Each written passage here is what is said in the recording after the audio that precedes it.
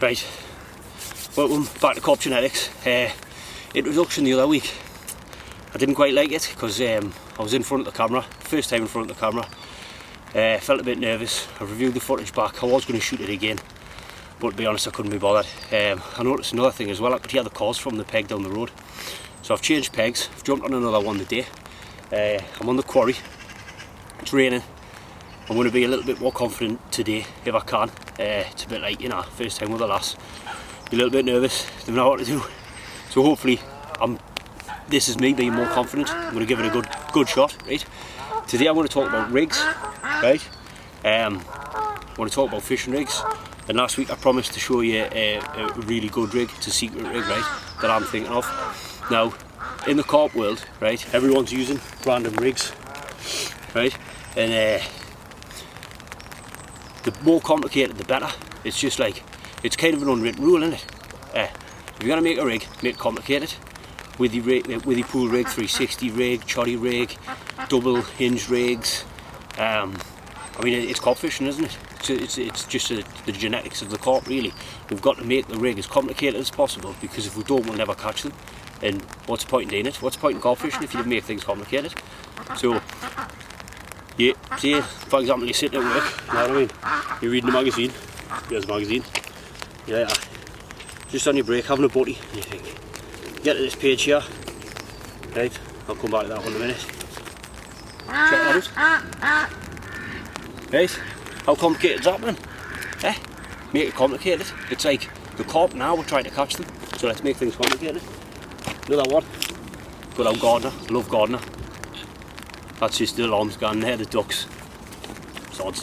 But look at this, man. Right, but anyway, them rigs are on as good as mine. Any chance. This rig I was using all last year, right? Wasn't really, but now I was using this all last year. I caught some brilliant fish on it, right? What I'm going to do is I'm going to release this rig now onto the carp scene, and you can copy it if you want. You know what I mean? If you don't want to, tough, don't have to. But trust us, you probably won't want to. Anyway, let's run through the rig, right? I'm going to try and zoom these in, but that'll come in a minute, right? So, first bit, right? I'm going to bring a gun the next time. First bit is this, right? This here is a double ringed swivel. Basically, it's a swivel with a loop on here, right? Don't know if you can see that or not, right? With a swivel on. Right, 2 rings. Reason for the 2 rings, I haven't got a clue. Just makes it look totally complicated, but I think it just looks better. Right? Coming from the 2 rings is, I'm just making sure anyone comes, because if someone comes and sees us talking, so they're going to think I'm a nutcase. Coming down from the rings is 6 inches of fluorocarbon. Right? Now the 6 inches of fluorocarbon here is attached to some coated braid. Right? Now that is 6 inches of coated braid. Right? Now I'll just take this putty off because I've molded some putty around the edge here. Because this, obviously, you've got to mold putty around these rigs, right? Now, here's a second. In true carpy style, it's not going to work, but there you go, it does. Right. So, peel that off. Right.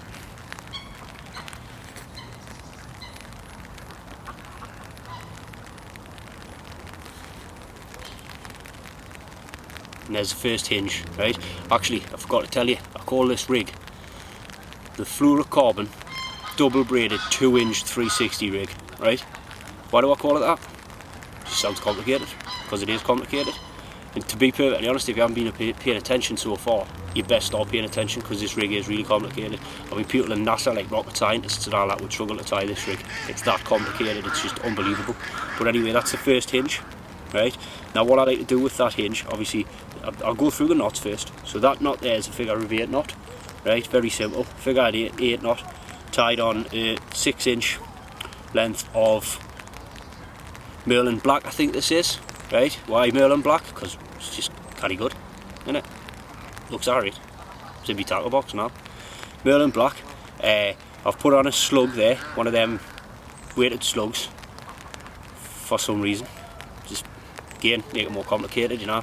Carp comes swimming along, doesn't know what that is, takes the hook bait. Right, coming down to here again, another bit of putty. Right, hopefully you can see that. That there is another hinge, just under. Right, again, put a bit of moulded putty on that. Right, and then that comes down to some supple braid, which is just tied on a hair rig with the hair snipped off. Then there's a swivel attached to the hook, so it moves around. Tell you what I'll do, I'll stab the needle in it like everyone else does. And I'll show you that way. Right, so that just spins round there, and that's where I get the 360 motion from, as you can see here. Right, I hope that hasn't blurred, because it might blur with the camera, but if it hasn't, tough. If it has, tough. Right, now that's stopped on with a bead. Now, that's where the motion comes in. So, that is basically my complicated rig for 2017, which, as I said, I like to call the Fluorocarbon 2-hinged, double braided 360 rig, or something like that.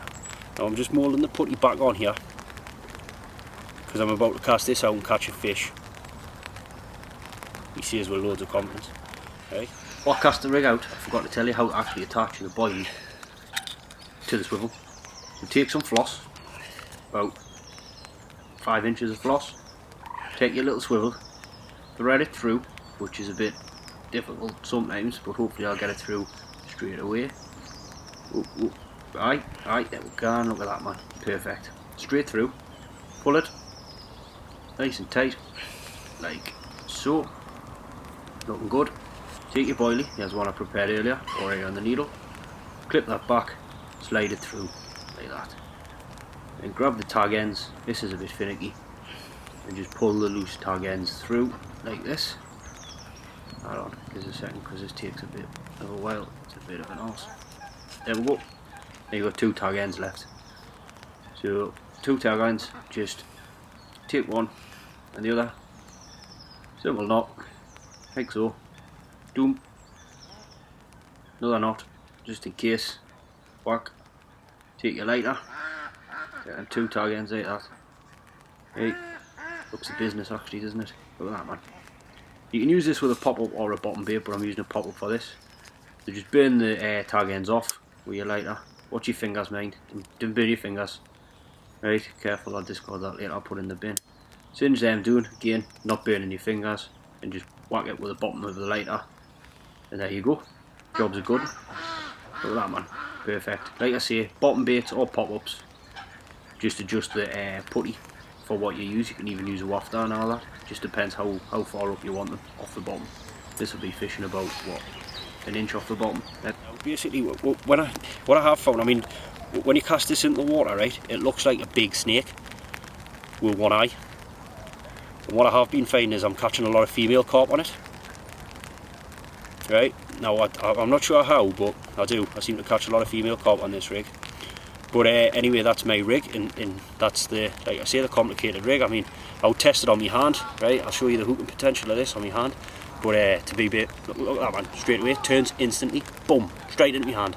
But to be perfectly honest, it makes no jot of difference on the bank, does it? Because I mean, you've got gallons and gallons of water out there.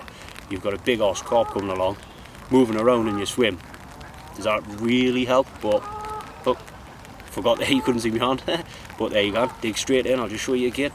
Right, straight over, doesn't even turn, bang. Palm test. That one was very good, like, but ooh, palm test, right? But yeah, that's my rig. If you're daft enough to try it, like, I have put together a video of each step that was involved in tying this rig. Check out my other videos for that one. It's got a little bit of good background music. I'm sure you'll like it. It's got some little comments on and little tips and all that on how to tie it, what gear you will need. Like I say, you need this random swivel here, which is 100% complicated. Looks really good. So if you want to get that, some fluorocarbon and some braid. I mean, to be perfectly honest, most rigs you see these days in the magazines and that, or Facebook, because everyone's on the book, aren't they? Do you know what I mean? I'm on the book. Carpgenetics, you want to check us out on the book. Boom. Twitter now. I'm on Twitter. been on Twitter a while actually, boring Twitter. Instagram, I'm going to be doing some stuff on Instagram as well, so check us out on Instagram. But most of it will be on YouTube. But anyway, you're on the book, like I say, or you're reading your magazines and you're just scrolling through. Oh, there's a video. Oof. Oh, I like that rig. I'll try that rig. And you sack off the one you've just tied. You've just tied one on a Monday, you've read it at work on a Monday in a magazine. Tie it that neat underneath. Wow, cracking. Saturday, you're scrolling through. Wednesday, you're scrolling through the book on the laptop or whatever. Whoa, look at this. Carpology fixed rig or whatever. Pick that one. Oh, tie that one. Before your night, you've got 7 rigs and you're sitting on the bank and you haven't got a clue what rig to use. But that's just carp fishing. Like I say, we like to keep it complicated, don't we? But I think that's it for this one. Like I say, don't try this rig, man. If you de-tie it and start casting this around in your lake, you look like an absolute moron. And all the bailiffs have gone nuts. I mean, I'm a bailiff now, we've gone nuts if I've seen some idiot using this. But anyway, that's my video for today. Like I said, I'm gonna try and post as often as I can. It's a bit difficult in the minute with the weather. It's raining now and I'm sick of my life, so I'm gonna go home in a second. I'm just gonna pack up. But I thought I'd pop down, have a few hours and get another video out there for you. I'm gonna do another one from the company garage actually, and I'm gonna give you a little tip on how to make some gear at home that you'll probably enjoy.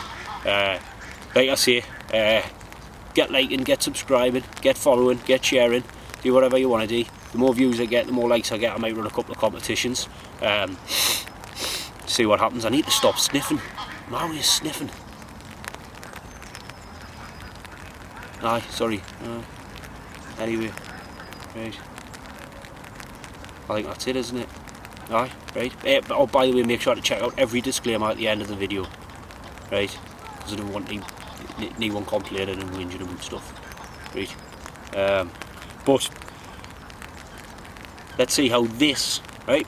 Let's see how this looks under the water, right? I haven't got a tank. I couldn't be true to carry a tank with this. So what I'm going to do is I'm just going to go in the water now, and I'm going to check this. So here you go. This is how the rig looks underwater. And there it is, the rig in all its glory underwater. Popped up lovely off the bottom. You just see the black merlin coming onto the fluorocarbon, which is invisible. And that just looks awesome on the bottom of the lake bed. Absolutely blends in perfect.